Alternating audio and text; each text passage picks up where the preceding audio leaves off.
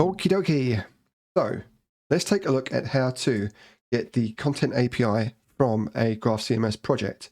I'm going to pop open a browser window and go to graphcms.com. And I'm already signed in, so you might need to sign in.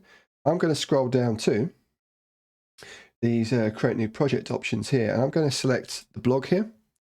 From here, you can check out the live demo. There's a GitHub repo, and you can deploy your own. I'm just going to say create project.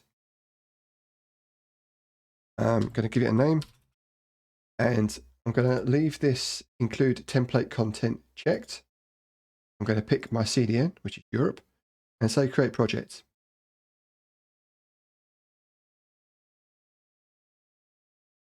Now that the project has been created, I can select my pricing plan. It's going to pick community here. I'm going to invite my teammates later. And then over here, we've got the quick start guide, which can step you through getting the rest of the project set up.